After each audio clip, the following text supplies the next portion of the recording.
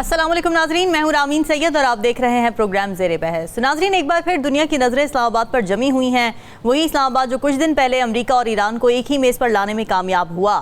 अगरचे पहला दौर किसी बड़े ब्रेक थ्रू के बगैर ख़त्म हो गया था, लेकिन पाकिस्तान ने हिम्मत नहीं हारी बल्कि सिफारती महाज पर सरगर्मियाँ तेज़ कर दी, राब्ते जारी रखे, जिसका नतीजा ये है कि ईरान अमेरिका के दरमियान अमन मुआहदे के लिए अब एक नई उम्मीद जन्म ले चुकी है।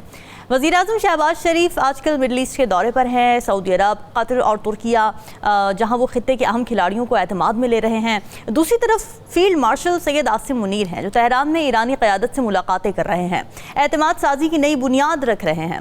इसी दौरान अमरीकी सदर डोनाल्ड ट्रंप का एक बड़ा बयान सामने आता है कि अगर ईरान और अमरीका के दरमियान कोई डील तय पाती है तो वो उसे साइन करने के लिए इस्लामाबाद जा सकते हैं। अब ये मामूली बात नहीं है, बल्कि ये इशारा है कि पाकिस्तान ना सिर्फ एक पुल का किरदार अदा कर रहा है बल्कि एक मुमकिना आलमी अमन मुआहदे का मेज़बान भी बन सकता है।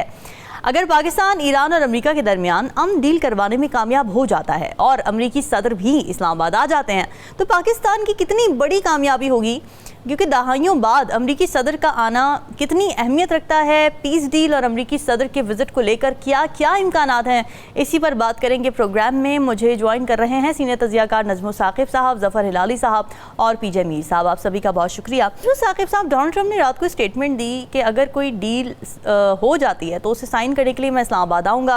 ये कितनी पॉजिटिव स्टेटमेंट थी? क्या हम ये समझें कि मुज़ाकिरात में कोई ब्रेक थ्रू मुतवक्के है?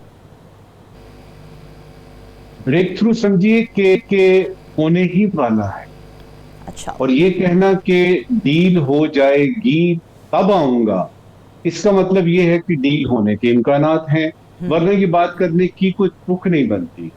अब ये है कि इस शटल डिप्लोमेसी जो कि पाकिस्तान ने शुरू की, जिसका आपने जिक्र किया कि फील्ड मार्शल साहब जो हैं वो तेहरान में हैं और उनकी मुलाकातें जारी हैं। वजीर आजम जो हैं वो आपके बाकी जो मिडल ईस्ट के यानी जो मेन एक्टर्स हैं, जिसमें तुर्किया है, जिसमें कतर है, जिसमें खासतौर पर सऊदी अरेबिया है। फिर हमने शुनीद थी कि कोई एक वक्त पाकिस्तान से शायद चाइना भी गया हुआ। अच्छा, अब इससे इस स्टेटमेंट जो कल आई है, इससे पहले देखिए 2 दिन पहले प्रेसिडेंट ट्रंप कहते हैं कि अगले 2 दिनों में कुछ होने वाला है, आप जहां हैं वहीं रुकिए। एक ऐसा मुल्क जिसका जंग से कोई ताल्लुक नहीं है, हम वहां क्यों जाएंगे? मतलब ये हुआ कि कल उन्होंने जो स्टेटमेंट दी है उससे 2 दिन पीछे चले जाइए, तो प्लान उस वक्त पक्का हो गया। ठीक। अब ये है कि ये वाली बात कि मैं जाऊंगा, अगर डील हो गई तो इसमें इम्कानात जो हैं प्रेसिडेंट ट्रंप के आने के, वो तो आज से 15 दिन पहले भी था जब अनाउंस हुआ। पहले मुज़ाकरात खत्म हुए, उसके बाद शुनीद थी कि प्रेसिडेंट ट्रंप आ रहे हैं, प्रेसिडेंट ट्रंप आ रहे हैं, प्रेसिडेंट ट्रंप आ रहे हैं जी। वो बात इधर उधर तहलील हो गई। लेकिन इस वक्त जो ये आ रहे हैं, ये किसी डील के इम्कानात के होने के बावजूद आ रहे हैं, उसके बावजूद आ रहे हैं। इसका मतलब ये है कि पाकिस्तान का जो मकाम है as a net stabiliser, security stabiliser या सिक्योरिटी प्रोवाइडर या the best ever facilitator and mediator 192 ममालिक में, वो तो तय हो गया। दूसरा ये कि ये जो खुल्लम-दुल्ला हमारी शटल डिप्लोमेसी चल रही है, इससे ये भी जाहिर हो गया कि कोई खास किस्म की, ठोस किस्म की हिदायत भी मिली हैं और कुछ जो है वो उम्मीद भी है। अब ये है कि सदर ट्रंप अगर आ जाते हैं जी, अगर सदर ट्रंप आ जाते हैं तो ये वो नहीं है कि एक बायलैटरल दौरा है, कोई सदर किसी जगह पे जा रहा है। पहली बात तो ये है कि याद नहीं पड़ता कब कोई वाइस प्रेसिडेंट आया था, कोई जेडी वांस किस्म का इस्लामाबाद में। याद ही नहीं पड़ता कब कोई पाकिस्तान में आया था। हाँ, कुछ पता नहीं निक्सन आए थे इधर 1971 में, पता नहीं वो कोई वो जो आपके वो उनके जो खारजा सेक्रेटरी थे, जो वो जो आपके होते हैं फॉरेन मिनिस्टर करके, वो आए थे तो 1971 की बात है। पता नहीं उसके बाद कब आए थे। तो हमारी याददाश्त में नहीं है कि कोई अमेरिकन प्रेसिडेंट इस तरह से तशरीफ लाए यहाँ पे। और अगर ऐसा हो जाता है, जिसका की शुनीद है, वो इसलिए जिसके के इम्कानात हैं, वो इसलिए कि ईरान से जब फील्ड मार्शल साहब हमारे होते हैं तो जाहिर है वहां पे उनके जो इंटरलॉक्यूटर्स हैं या उधर से ब्रीफिंग जो है वो वाशिंगटन तो पहुंचती होगी, क्योंकि ये तो सबके सामने हो रहा है कि हम ये चाहते हैं कि ईरान 1, 2, 3, 4, 4, 5 चीजों पे आपकी बात करें, और बात वहीं पे ही है। मेन चीज वही है, जौहरी प्रोग्राम है। और जो लग ये रहा है कि जो मिडिल वे इसमें से आएगा वो यही आएगा कि ईरान जो है वो डिसमेंटल ना करे, लेकिन 15 साल के लिए, 20 साल के लिए, या कम से कम 8-10 साल के लिए इस जौहरी प्रोग्राम को पेंड कर दे। इससे ये है कि तीनों जो आपकी वॉरिंग पार्टीज हैं, जिसमें कि आपका आता है सबसे पहले इजराइल, उसके बाद आता है अमेरिका, और उसके साथ ईरान, इन तीनों को शायद ये बात मंजूर हो। और अगर ये बात मंजूर हो जाती है तो डील समझिए कि तकरीबन फाइनल। दूसरा पॉइंट है स्ट्रेट ऑफ हुर्मुज का, अबनाए हुर्मुज का, उसको खोला जाए, किस तरीके से खोला जाए। और ये जो माइन स्वीपर्स अमेरिका भेज रहा है कि वो जो पानी के नीचे से सारी माइंस खत्म करनी है, और जो ब्लॉकेड कर दिया है उन्होंने, इसका कोई हल निकले। और ईरान के सुना है कि जहाज दाएं बाएं वो जा रहे हैं, कर रहे हैं, इसका मतलब है कि अंदर खाते में कुछ चीजें ऑलरेडी डिसाइड हो गई है। फाइनल पॉइंट्स पे बात है इस वक्त की। आखिरी बात देखिए, सिचुएशन ये है कि 7 अप्रैल को ये सीज फायर हुआ, 4-5 दिन रह गए हैं सीज फायर खत्म होने, और इन 4-5 दिनों में ही ये सारा कुछ तय होना। इस्लामाबाद की जहां तक सूरत हाल है, इस्लामाबाद जिस तरह पहले तैयार था, इस वक्त भी मुकम्मल तौर पे तैयार है किसी भी किस्म के डेलीगेशन को रिसीव करने के लिए। इधर के हालात बता रहे हैं, और एक सुकून है जो कि चारों तरफ है। इसका मतलब ये है कि दूसरे मुज़ाकरात जो कि डील फाइनल होने के बाद की बात कर रहा हूं, ये ऑप्टिक्स के लिए होता है। इस तरह के मुज़ाकरात ये नहीं होते कि उधर जाके पता लगेगा कितनी ढील देनी है, डील किस तरह से होगी। ये चीजें ही, और इसी में ही पाकिस्तान के जो फील्ड मार्शल साहब हैं, और प्राइम मिनिस्टर साहब हैं, और इसहाक डार साहब हैं, और हमारी फॉरेन सेक्रेटरी है, और तारिक फातमी साहब हैं, ये सारे लोग लगे हुए हैं। ये सारे लोग लगे हुए हैं उस डील को इस्लामाबाद आके जब वो तशरीफ लाते हैं दोनों डेलीगेशन एक दफा फिर, तो उसमें सिर्फ एक फॉर्मेलिटी हो के हो। और इसकी कितनी तवक्को है, कितनी उम्मीद है, हम तो बहुत ज्यादा तवक्को रखते हैं। अल्लाह करे ये डील हो और दुनिया जो है वो सुख का सांस ले।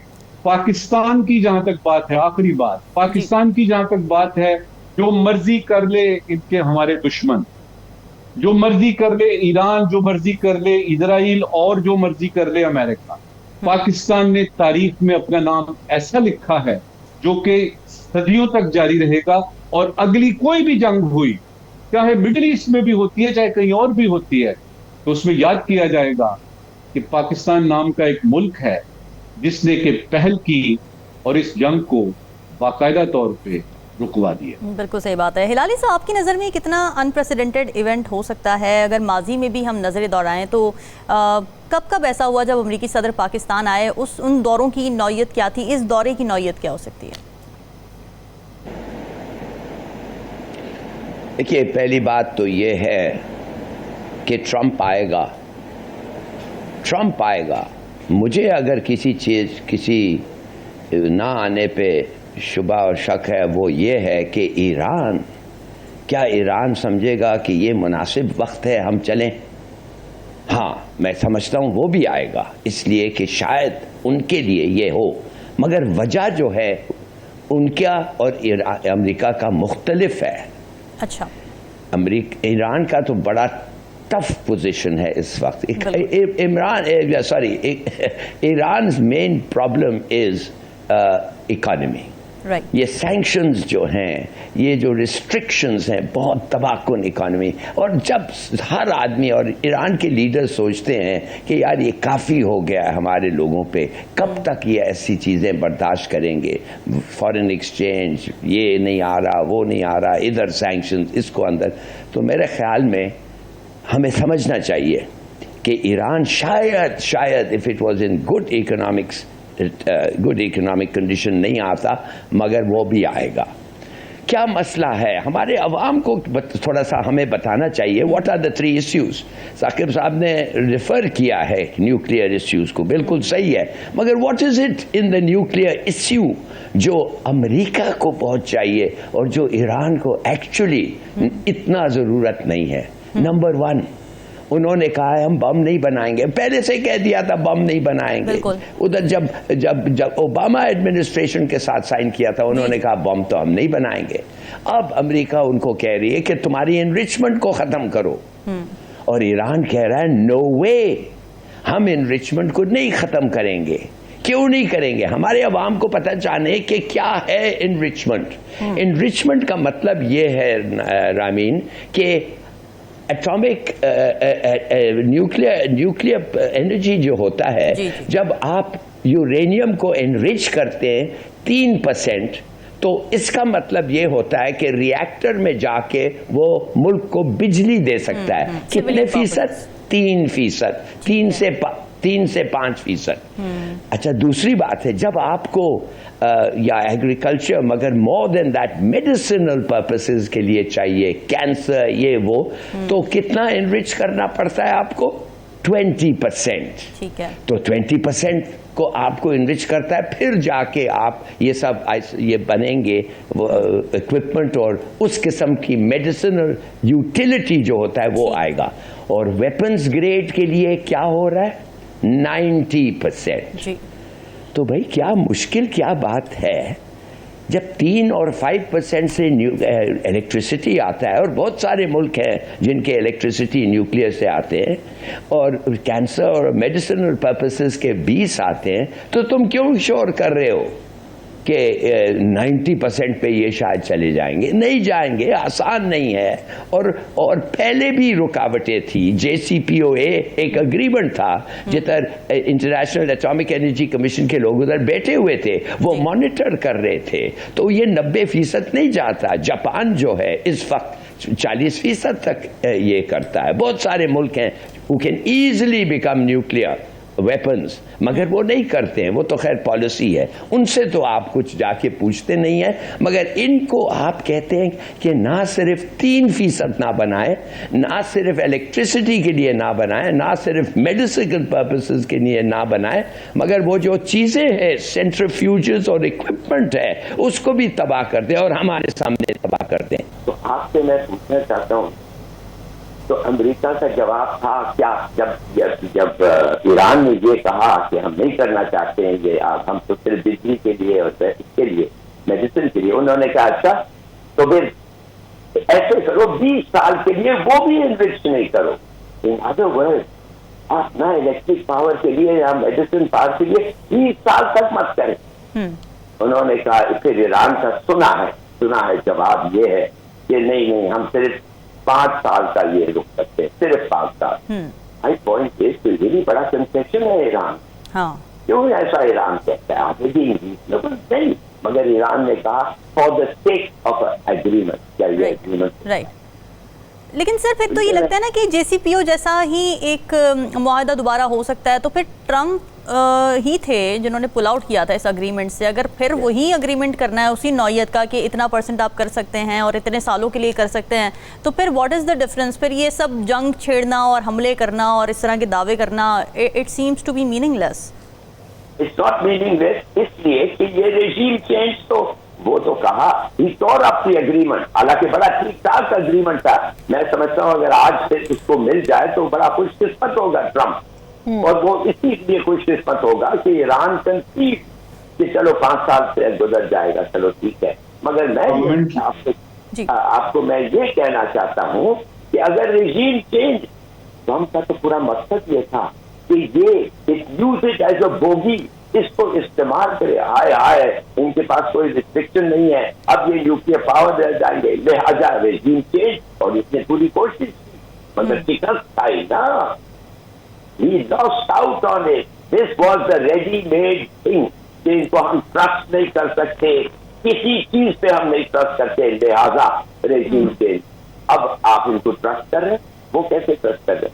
माने 5 साल, अगर ये एग्रीमेंट आपने साइन किया फॉर 5 years, जिनके पास इनरिच्ड यूरेनियम है इस वक्त है, जिनको पता है, जो उनके पास सब चीज है, वो नहीं कर सकते 5 साल में न्यूक्लियर बम नहीं बना सकते। बिल्कुल बना सकते हैं। और आप समझते हैं ये जो इजराइल लड़ रहा है, लेबनान को मार रहा है, ये क्यों? जल्दी जल्दी करो, जल्दी जल्दी करो, हम जो कर सकते हैं करो। जब तक हम कर सकते हैं तबाह करो इनको, they can't do anything to us, हमारे पास उनके पास वो वेपन नहीं। लेकिन जाहिर है जिस तरह ईरान ने रिटालिएट किया वो सारे दावे तो अब हवा हो गए हैं ट्रंप के। नजमुल साकिब साहब आप कुछ कहना चाह रहे थे, फिर मैं मीर साहब की तरफ चलती हूँ। जी बिल्कुल, शुक्रिया। आपने जो सवाल किया है ना, हिलारी साहब ने बड़ा अच्छा जवाब दिया है कि उस वक्त JCPOA जो हुआ था ओबामा के जमाने में, अगर वही करना है तो फर्क फिर क्या हुआ, what would be the difference actually. उसका जवाब ये है कि जब वो हुआ था तो उस वक्त ये मिडिल ईस्ट की जंग नहीं हुई थी, उस वक्त ये इस तरह के हालात नहीं थे और ईरान को हर वक्त खतरा था कि किसी वक्त भी इजराइल हमला कर देगा और अमेरिका बीच में आ जाएगा। अब जो एग्रीमेंट होगा, हो सकता है उसका नाम कोई और हो, JCPOA ना हो, कोई और नाम हो, लेकिन ये कि ये डंके की चोट पे होगा और अमेरिका को इसको करना ही पड़ेगा।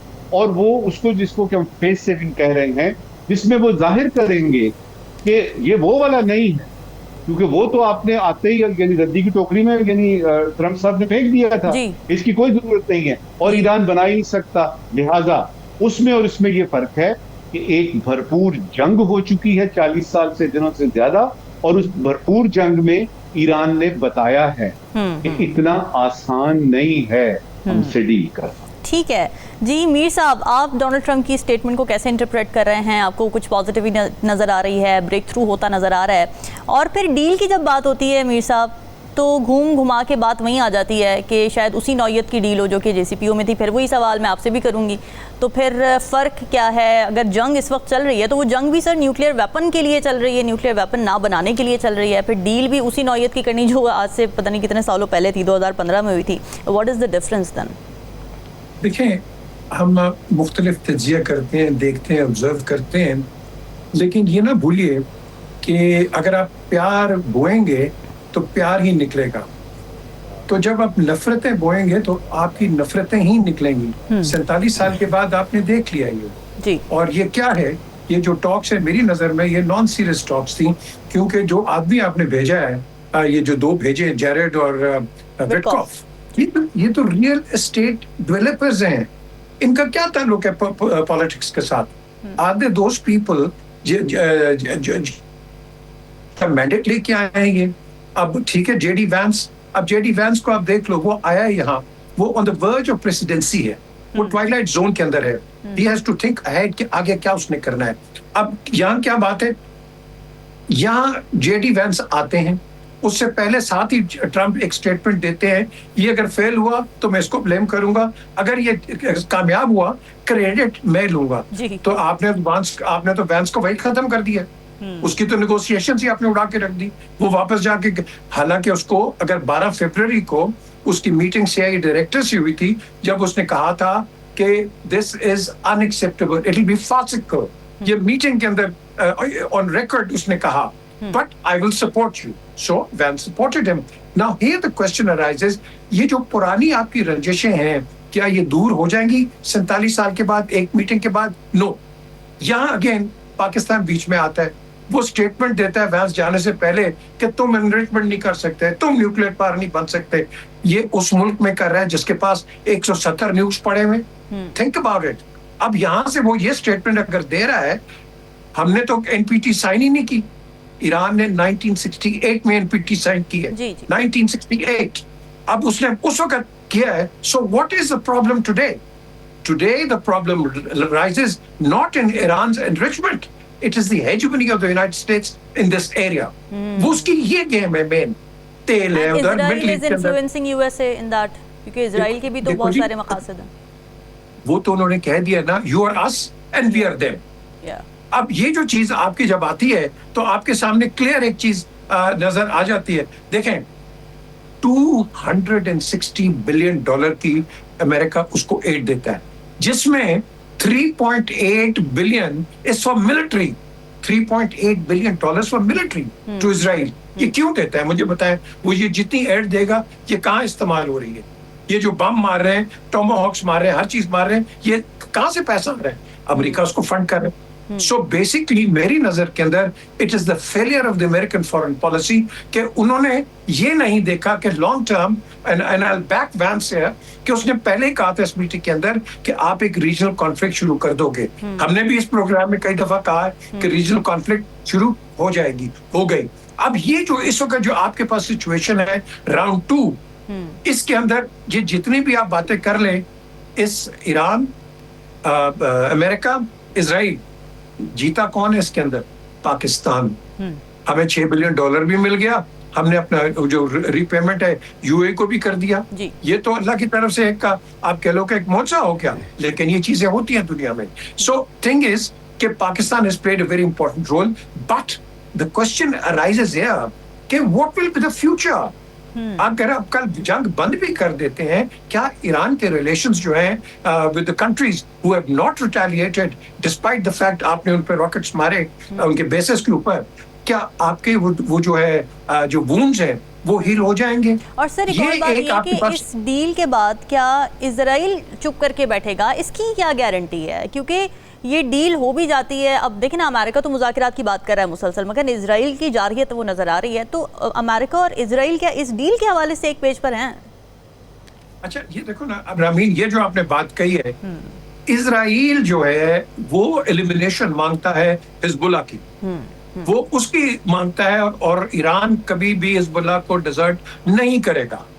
ये समझते थे कि इन्होंने जब हिजबुल्लाह को उड़ा दिया, उमर को उड़ा दिया, सबको उड़ा दिया, हिजबुल्लाह वो लड़ रहा है। ईरान का जो शील्ड है, जो एक मिलिट्री शील्ड है, दैट इज द हिजबुल्लाह, और ईरान उसको डिजर्ट नहीं करेगा, इजराइल उसको छोड़ेगा नहीं। So this really has to come to terms. Gaza आपके पास एक ओपन वुंड आपके सामने यहाँ पड़ा है, अगर अगले थिएटर्स जो है वो भी कुछ खुलने वाले हैं, खुलते हैं नहीं खुलते हैं, we have to wait and सी।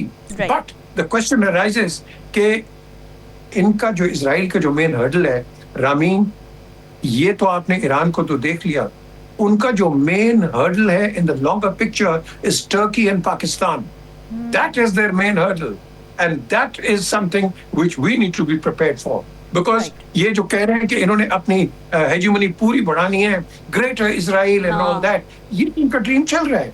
तो ग्रेटर इजराइल के साथ साथ हमने अपने दरवाजे भी बिल्कुल केयरफुल रखने हैं। ठीक है जी। हिलारी साहब आप कुछ कहना चाह रहे थे? हाँ, मैं ये कहना चाहता हूँ कि इजराइल को तो फायदा ही फायदा है। जी। इनको अगर ये डील हो गया और 5 साल का टाइम पीरियड वो मांग ले, तो they have 5 more years to take care of Pakistan.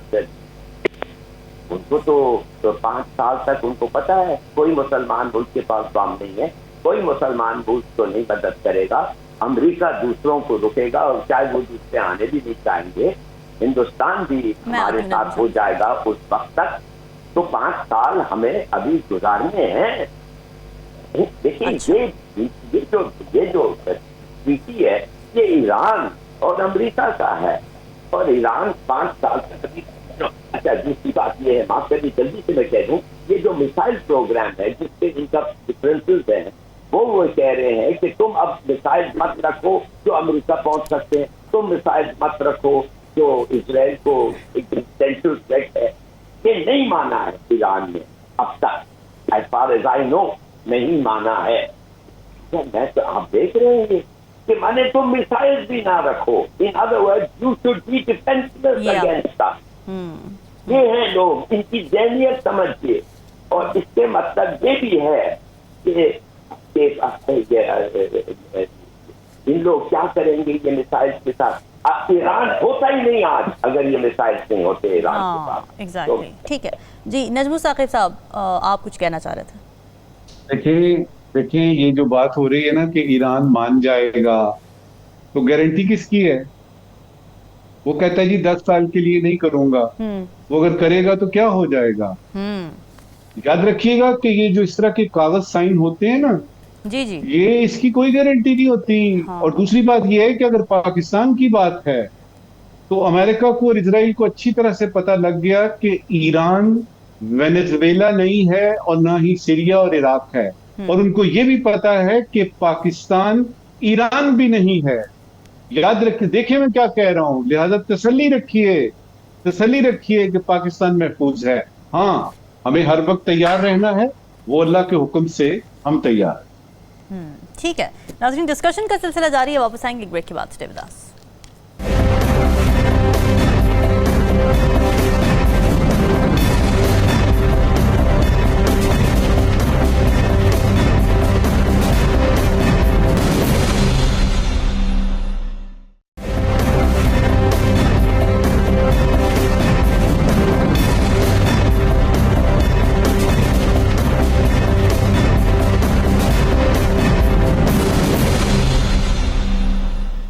Welcome back to the show.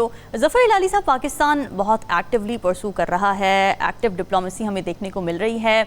क्या आपने इससे पहले कभी देखा कि इस किस्म का कोई कॉन्फ्लिक्ट हुआ हो और एक तीसरा मुल्क जिससे कोई लेना देना ही नहीं है इस जंग का डायरेक्टली, वो इतना एक्टिवली परसू कर रहा है डिप्लोमेसी को कि उन ममालिक में जाकर वहाँ पर बातचीत हो रही है, ईरान में मौजूद है, सऊदी अरब में मौजूद है पाकिस्तानी ऑफिशल्स?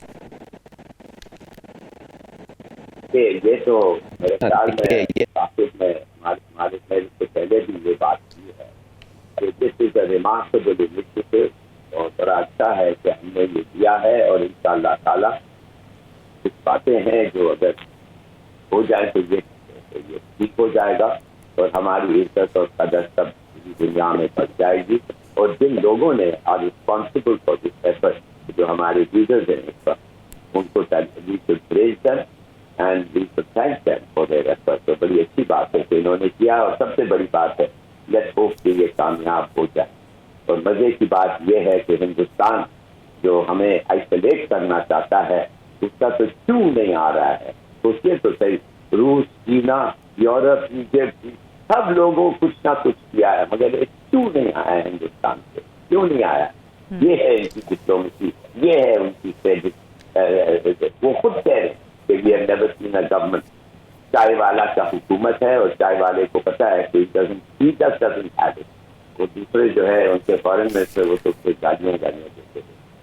देखिए सीधी सादी बात ये है कि वी हैव, अगर ये इंशाल्लाह हो जाए, we will be remarkably successful and we will deservedly be remarked a lot. मतलब मैं थोड़ी सी और भी बातें हैं जो थिंग्स कैन गो रॉन्ग, माफ करिए, थिंग्स कैन गो रॉन्ग अगर भी ये सब हो जाए। देखिए स्टेट की बात है, अब टोल वो लगाएंगे नहीं लगाएंगे, देयर इज अ पॉसिबिलिटी, मगर मैं भी समझता हूँ that is not the main thing. मेरा एक्चुअल प्रॉब्लम ये है कि अगर आप देखें when it comes to our part of the world, India, Israel और America, they are basically one. ये ट्रंप ने जो ये हिमाकत की है, ने अगर ये कामयाब हो जाए और साइन हो जाए, huge miscalculation on the part of Trump. उसकी पॉपुलैरिटी गई है, सब लोग अमेरिका को गाली दे रहे हैं, which is the country which has lost the most. Trump, America, Israel, क्या रेपुटेशन इन लोगों की हो गई। और इनकी और इंडिया चुप है, मगर इंडिया क्या क्या नहीं कर रहा है बलूचिस्तान के खिलाफ, क्या क्या नहीं कर रहा है PTA को मदद करने हमारे खिलाफ। मैं तो कह रहा हूँ आपको कि ये एक सेटबैक है उनके लिए, मगर वी शुड बी केयरफुल। ये पूरा सेटबैक नहीं है। ये 5 साल के अंदर अंदर a man like Netanyahu can turn the thing, एक फॉल्स फ्लैग ऑपरेशन कर दे, खुद पे एक बम मार दे और कहें कि हमारे पास ये हुआ है। किसको कन्विंस करना है इसमें? अमेरिका, वो कन्विंस हो जाएंगे अमेरिका से। भाई ये तो ट्रंप ने नेतन्याहू उसको कहा एडवांस को, तो तुम नेतन्याहू को भी रिपोर्ट करो what you are telling me. They are one, that is one country, Israel and America. तो आई थिंक कि हमें अपना गार्ड नहीं रिलैक्स करना चाहिए। और सबसे बड़ी बात यह है कि अगर दूसरे मुल्क इन मुल्कों को वेपन्स और हर चीज दे सकते हैं और दिया है, नॉर्थ कोरिया ने भेजा है इनको, चाइना ने भेजा है, रूस ने भेजा है, ये दूसरे मुल्कों को भेजते हैं जैसे यूक्रेन को भेजते हैं, तो why are we quiet? The survival of certain countries हमारे लिए उतना ही इम्पोर्टेंट है जितना हमारा own survival. We cannot let those countries fall. देखिए we should be totally on our guard. ये फेल हो गए, ये नहीं चला, कोशिश तो पूरी थी इनकी, एक पूरा अग्रीमेंट को टेयर अप करके लग गए इनके पीछे और इन्होंने कहा हम इनको खत्म करेंगे और फिर इसको देखें। तो मेरे ख्याल में we should be on our guard और जितना नजदीक, जितना जल्दी हम अपने Turkey, Iran, why not have another mutual defence agreement, Saudi Arabia, Turkey, Iran, क्यों नहीं हो सकता? ठीक है मीर साहब, इस वक्त हर जगह पाकिस्तान अमेरिका में भी जो भी न्यूज़ ब्रीफिंग हो रही है, चाहे कैरोलिन लिविट आके करें या फिर डोनाल्ड ट्रंप, पाकिस्तान का नाम ज़रूर होता है कि जी वाहिद सालिस है और हमें ट्रस्ट है। तो ये ट्रस्ट, क्रेडिबिलिटी, कॉन्फिडेंस की एक पीक नज़र आ रही है आपको पाकिस्तान की डिप्लोमेटिक एफर्ट्स में? देखिए, बात यहाँ है, पाकिस्तान ने हमेशा एक पीस और एक ट्रैंक्विलिटी की बात की है, हमेशा हिंदुस्तान के साथ तो करता रहा है। और आप हमेशा देखेंगे कि हिंदुस्तान एग्रेसर रहा है apart I guess from 1965। But आज आप देखें कि अगर हमने इस मसले को लॉन्ग टर्म, इसको जितनी मर्जी ट्रीटीज कर लें, आप MOUs कर लें, वो कोई नहीं उस पर ठहरता, कोई भी नहीं ठहरता। मैं जैसे आपको कहा है कि ईरान ने 1968 में अगर NPT को साइन कर दिया है तो लेटर एंड स्पिरिट पे आपने क्यों नहीं उसको एक्सेप्ट किया? आप फिर भी आप उसको क्यों बार बार कर रहे हैं? आपके पास प्रूफ कोई नहीं है। IAEA ने कहा है कि यहाँ कोई हमें प्रूफ नहीं मिल रहा, तो फिर आपने क्यों किया ये? तो वही बात आ गई अपनी हेजेमनी रखने के लिए। देखें, जब तक इजराइल और अमेरिका तलाक ना करें एक दूसरे से, सेपरेट जब तक ये दोनों नहीं होंगे, आपके दुनिया के अंदर पीस नहीं आ सकती। आपका कोई ना कोई थिएटर खुला रहेगा। 61% as I speak now, 61% of the people in America, they don't want the war. अब जब ये कहते हैं they don't want the war, Vance says he doesn't want the war, so Vance ने अपने chances for the future elections भी बढ़ा लिए हैं। ताकि जो कहते हैं death to America, don't want death to America, they want death to the American foreign policy. ये misquote करते हैं, Iranians live in America, they love America, they have nothing against America, it is the foreign policy of Iran which they say death to America. तो उसको literally कहते हैं America को। No, इस तरह की कोई बात नहीं होती है, ये misquote होता है, आप कह लो कि आपको इस तरह की कोटिंग होती है। तो यहाँ मैं ये कहूंगा कि देखो, ये जो मर्जी कर लो, आपको एक चीज पता चल गई और ये क्रक्स है, मैं घर को उड़ा दूंगा, मैं ये कर दूंगा, किया है। उसको भी पता है कि अगर वो करेगा 20% आपका तेल वैसे खत्म हो जाएगा, तो तेरी जंग कौन सी रहेगी भाई? तेरी तो जंग खत्म हो गई यहाँ। जब तूने हर चीज उड़ा के रख दी, तो फिर तुम्हें क्या फायदा है इसका? सो तेल is not the answer and तेल is not the issue, it is controlling the middle east is the issue. जिस तरह के 79 में इसने शाह ईरान को टॉपल किया because the shah wanted to be the policeman of Asia, और वहां इसने उसको हटा दिया। So basically they don't want anybody. Saddam हो गया, असद हो गया, जो मर्जी आप कर लो, ये कर लेते हैं, और यह नहीं करेंगे या आपको न्यूट्रल कर देंगे। So इसलिए यहाँ जो हमने देखना है, हिलाली साहब ने भी वही बात कही है कि देखो, हमने अपने आप को भी ऑन गार्ड रखना है। जो मर्जी हो, हम तकड़े हैं, हम बिल्कुल तकड़े हैं, हम जीतेंगे, ये होगा। No, we still have to be prepared. That is the question. We have to be prepared because you don't know what lies next. So basically, जब तक आपकी वर्ल्ड पीस नहीं आएगी, जब तक अमेरिका पूरी दुनिया के साथ अपने relations and particularly the west उसके साथ नहीं करेगा, NATO is in danger of dismantling, तो मुझे आप बताएं, आपके पास पीस कहाँ से आएगी? So Americans have to review their foreign policy, and I don't know what happens next. I don't even know कि नवंबर में इसको impeach करते हैं कि नहीं करते। I don't know. But chances are he might, because he's taken America. आपको पता है 7 दिनों के अंदर $11 बिलियन के इन्होंने आर्म्स एंड एम्युनिशन इस्तेमाल किया। जी। अब इतना अगर आपने इस्तेमाल किया, एजुकेशन और हेल्थ सेक्टर से, exactly, environment as well. अब आप मुझे बताओ, ये they can use that money for education and for other development purposes. Right. America doesn't have any money. So क्या होगा? Consumerism आपकी महंगी हो जाएगी, लोग चीख मारेंगे, and this is what go on. It will cost him politically, that is true. Najmul Saqib साहब, ये बताएं कि पाकिस्तान इस वक्त हमें 2-3 तरह की डिप्लोमेसी करता नजर आ रहा है, back channel diplomacy, track 1, track 2। आप नाजरीन को ये समझाएं कि ये डिप्लोमेसी काम कैसे करती है?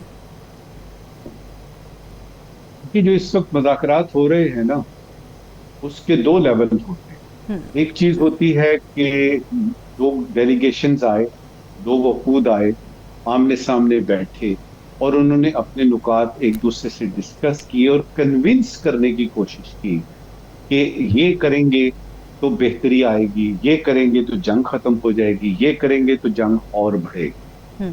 इससे पहले होता ये है कि दोनों वफूद जो हैं या दोनों कंट्रीज इस सिलसिले में, लेट्स से ईरान और अमेरिका, वो कुछ बातें करते हैं जो कि अवाम को पता लगती हैं, दुनिया को पता लगती है। जिस तरह हमें पता लगा कि 15 नुकात जो हैं वो अमेरिका के हैं, 10 नुकात जो हैं वो ईरान के हैं और कुछ 4-5 चाइना पाकिस्तान की तरफ से आए। ये तो होता है सामने हो रहा है, ये ऑप्टिक्स के लिए भी होता है और दुनिया को ये बताना होता है कि कोई रेजा तख्त होता है ना, कोई आपकी रीजन बनती है मिलने की। ऐसे जो नहीं कि खबर लगेगी जेडी वांस साहब आ गए थे। जो असली चीज होती है वो बंद कमरों में होती है और उसके लिए जो डेलीगेट्स होते हैं, जो वफूद होते हैं, वो आपको अखबारों में और टीवी पे नजर नहीं आते। और उस तरह से मुज़ाकरात आपके हो ही नहीं सकते कि अगर आपने दो वफूद ने आना है, मिलना है, बैठना है और उसके बाद बातचीत शुरू करेंगे, सवाल ही पैदा नहीं होता कि किसी चीज पे एग्री कर सकें। अच्छा, इस वक्त जो मुज़ाकरात हो रहे हैं, जिसका दूसरा दौर शुरू हुआ है, इसमें आप देखेंगे कि पहले वाले दौर में पाकिस्तान का रोल जो था वो एक फैसिलिटेटर का था, एक सॉर्ट ऑफ मीडिएटर का था। इसमें वो एक बड़ा भरपूर अंदाज से, और उसमें उन्होंने, इसको हम कहते हैं प्रोएक्टिवली, उन्होंने इस डिप्लोमेसी, इस शटल डिप्लोमेसी को शुरू किया है। मतलब ये हुआ कि मुज़ाकरात से पहले, यानी ट्रंप ने आना है, साइन कर रहे हैं, या किसी दो डेलीगेशन ने दोबारा आना है, उससे पहले पाकिस्तान जो है जिन पॉइंट्स पे एग्रीमेंट हो सकती है वो अमेरिका को बता रहा है, वो ईरान को बता रहा है। और उसमें मुझे लगता ये है, हमारी असेसमेंट ये कहती है कि शायद कुछ बहुत ही अच्छा होने वाला है। लेकिन वो लोग जो साजिशी थेरियां, एक सिर्फ साजिशी थेरी बता के अपनी बात खत्म करता हूँ। देखिए हमारे यहाँ नहीं, पूरी दुनिया में ये होता है कि देखें जी ये क्या आपने ये खखेड़ शुरू कर दी है। हाँ। पहले से चीजें तय होती हैं। आपको पता था अमेरिका तो मिला हुआ है, और ये अगर यानी ये जो आपकी लारेजानी है, इनको मार दिया, उनके रहबर को मार दिया, शहीद कर दिया, इराकी और कालीबाफ को क्यों छोड़ दिया। देखें, ये आप इन साजिशी थ्योरियों को इसलिए रद्द करें, और ये कि जी ये तो पहले से ही तय था सारा कुछ, और अगर पहले से ही तय था तो फिर इतनी रेजिस्टेंस क्यों आती है, ये 40 दिन कैसे गुजरते हैं। तो आप सिर्फ ये देखिए, अगर आपने सही मानों में मुज़ाकरात को समझना है, इस जंग को समझना है, सूरत हाल को समझना है, साजिशी थेरियां और अपने अपने जो व्यूज हैं उनको एक तरफ रखें, देखें ग्राउंड पे क्या हो। और ग्राउंड पे ये हो रहा है कि कल प्रेसिडेंट ट्रंप आके कहते हैं कि अगर इम्कान है, अगर डील होती है, मैं साइन करने खुद आऊंगा और पाकिस्तान जो है वो जिंदाबाद है। ये ग्राउंड पे हो रहा है, इसको करें डिनाई। और अगर कल आ जाते हैं वाकई प्रेसिडेंट ट्रंप साहब, तो ये सारी साजिशी थेरियां दम तोड़ जाएंगी।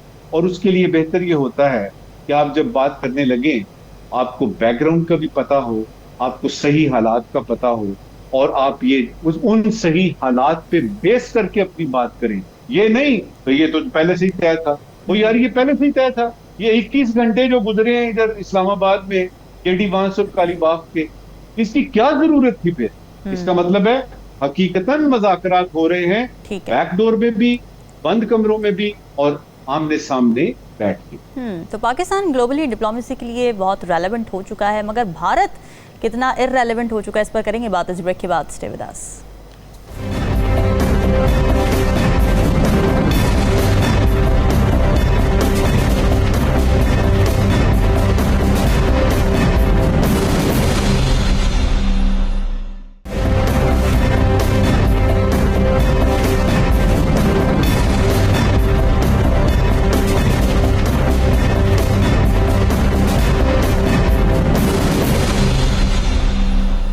वेलकम बैक जी। भारत ने हमेशा ये कोशिश की है कि पाकिस्तान को आलमी सतह पर तनहा किया जाए, उसे सिफारती तौर पर कमज़ोर दिखाया जाए, लेकिन आज मंजरनामा यकसर बदल चुका है। आज पाकिस्तान न सिर्फ आलमी सिफारतकारी में एक अहम किरदार अदा कर रहा है, बल्कि अमेरिका जैसे ताकतवर मुल्क की तरफ से उसकी कोशिशों को सराहा जा रहा है।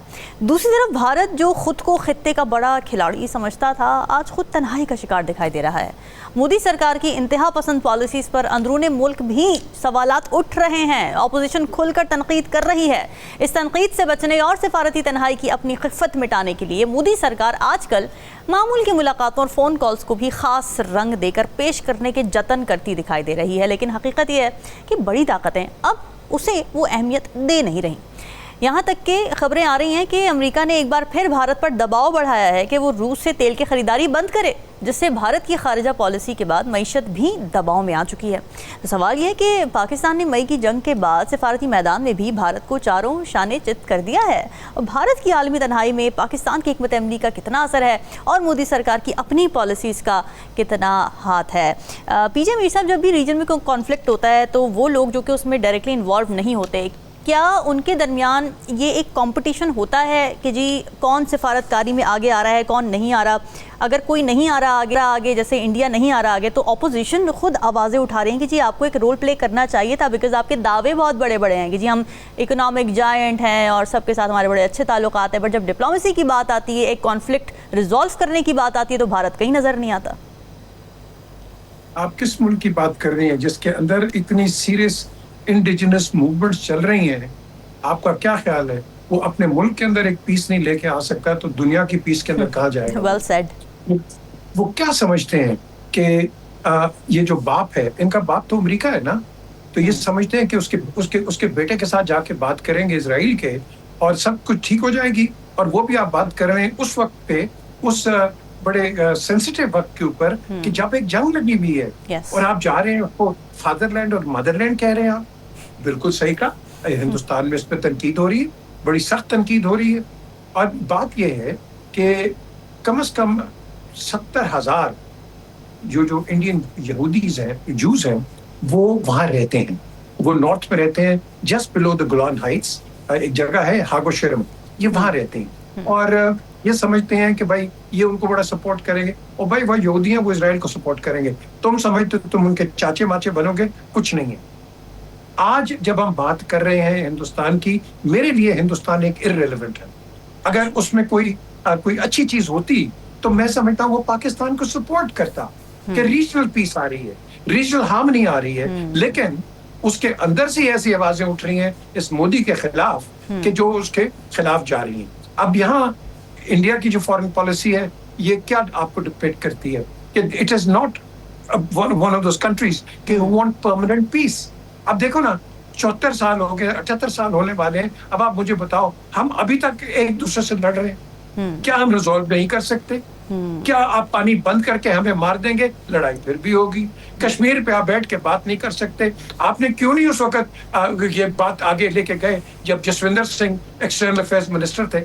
You were on the verge of deciding Kashmir, except problem क्या रह गई थी कि they wanted कि जो बॉर्डर है वो कोहाला तक आए, जो कि हमारे प्रेसिडेंट ने मना कर दिया कि ये he will not agree to that। जो लाइन है वो वही है, लेकिन हम आगे बढ़ सकते हैं। तो ये लोग कभी किसी चीज पे ठहरने वाले नहीं हैं।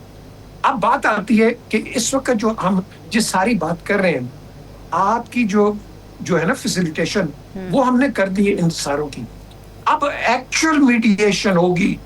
ये जो हमारे चीफ ऑफ गए हैं स्टाफ, ये अब अपना एक व्यू पॉइंट उधर लेके गए हैं, उनसे बात करेंगे, इनका व्यू पॉइंट अमेरिका के पास जाएगा, and then that is where we actually come in the mediation. Because आपने जो बात करनी थी कर दी, फाइनल ऑफर भी होगी, हर चीज होगी, बट नाउ निटी ग्रिटी जो है, I am sure the chief will go and talk to their hierarchy, क्योंकि देखो ना, वो अकेला डिसीजन आपके 4 बंदे नहीं करेंगे, पूरी मजलिस बैठ के करेंगे। ठीक है, नजमुल साकिब साहब, क्या इंडिया एक मौसर रोल प्ले कर सकता था, पाकिस्तान के साथ मिलकर प्ले कर सकता था? क्या अंडर प्ले किया उसने डिप्लोमेटिक लेवल पर, और इसकी वजह आपको क्या लगती है?